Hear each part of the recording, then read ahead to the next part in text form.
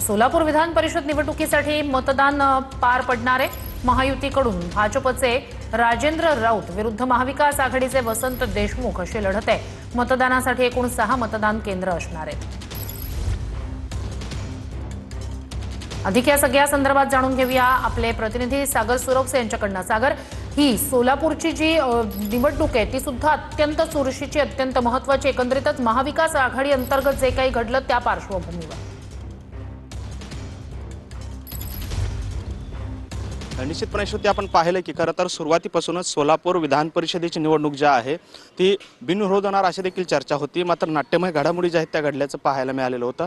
त्यामध्ये काँग्रेसचे जे उमेदवार आहेत आदित्य फत्तेपूरकर यांचा उमेदवारी अर्ज जो आहे तो छाननीमध्ये बाद झाला आणि त्यानंतर कुठेतरी अशी चर्चा सुरू झाली की ही निवडणूक बिनविरोध होणार।